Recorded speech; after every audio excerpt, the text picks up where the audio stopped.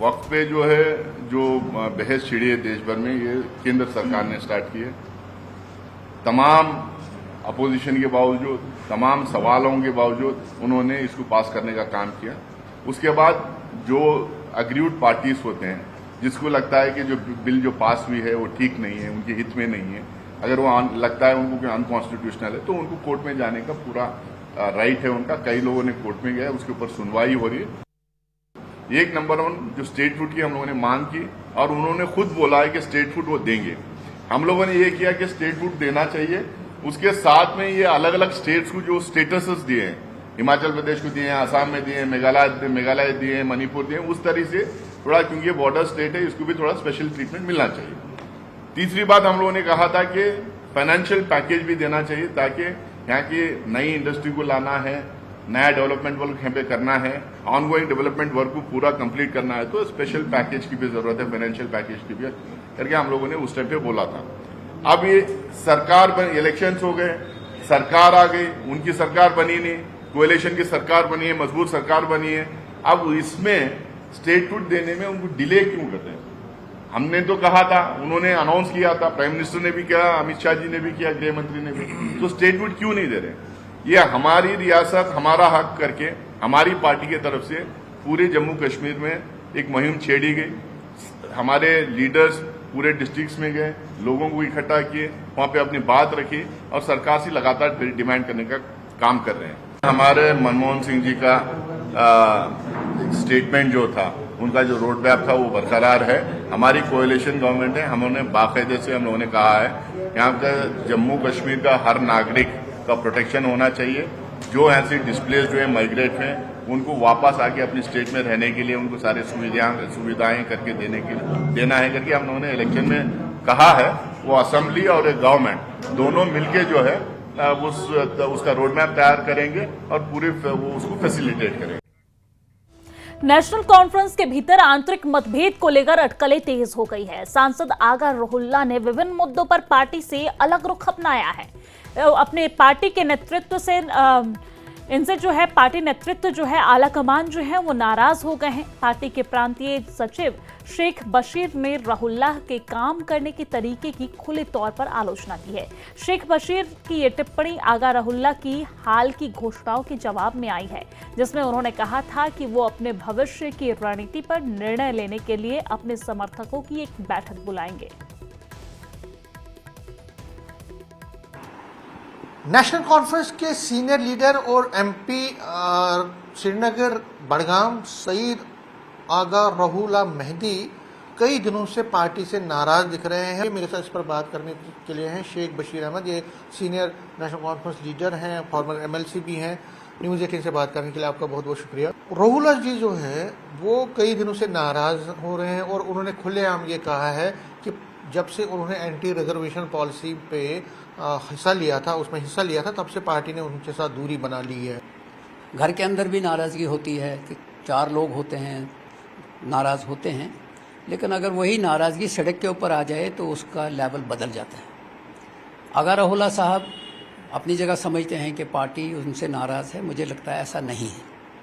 आगा रोहुल्ला साहब ने रिजर्वेशन के मामले में सड़क के ऊपर आने की कोशिश की, जो वो उमर साहब के घर के चीफ मिनिस्टर के बाहर हुआ, उसमें चले गए, तो मुझे लगा कि शायद पार्टी के कुछ साथियों को अच्छा नहीं लगा, क्योंकि डिफरेंस ऑफ ओपिनियन होना कोई बुरी बात नहीं है, लेकिन एक डिसिप्लिन पार्टी के अंदर एक डिसिप्लिन एमपी अगर वो आज खुद कुछ फैसला ले ले तो शायद पार्टी को बुरा लगता है। तो उसके बाद अब रिसेंटली उनका एक वीडियो भी आया कि पार्टी मुझसे डिस्टेंस बना रही है या पार्टी मुझे इस तरह करती है, तो मुझे लगता है कि शायद हमको साजिश का शिकार नहीं होना चाहिए। आगा रोहुल्ला साहब मिनिस्टर भी रहे हैं, एमएलए भी रहे हैं, आज एमपी बने हैं, तो उनको एक जिम्मेदार साथी की तरह लीडरशिप के साथ राब्ता कायम करना चाहिए। उनके साथ अगर डिफरेंस ऑफ ओपिनियन है किसी जगह पे तो वो बात करनी चाहिए। तो मीडिया के ज़रिए या इस तरह की जब बातें होती हैं तो मुझे लगता है कि कहीं ना कहीं साजिश का शिकार हो रहे था किसी ने, कि कुछ लोग नेशनल कॉन्फ्रेंस को तोड़ना चाहते हैं। शायद आपने भी सुना होगा, उसने कहा था कि जो नेशनल कॉन्फ्रेंस को तोड़ेगा उसको मैं खुद तोड़ूंगा। तो बहरहाल हम उस चीज़ पे भरोसा करते हैं कि वो नेशनल कॉन्फ्रेंस का एक अहम रुकन है, एमपी है। उसको मेरा सजेशन यही होगा कि फोरम्स जो जिंदा हैं उन फोरम्स के अंदर बात करनी चाहिए, ताकि सड़क के ऊपर बात करने का मतलब नहीं है, वहाँ सड़क पे फैसले। कैमरामैन साहिबा के साथ समीर भट्ट, न्यूज़ 18 जम्मू। भारतीय जनता युवा मोर्चा जम्मू कश्मीर के कार्यकर्ताओं ने जम्मू में कांग्रेस के खिलाफ बड़े पैमाने पर विरोध प्रदर्शन किया है।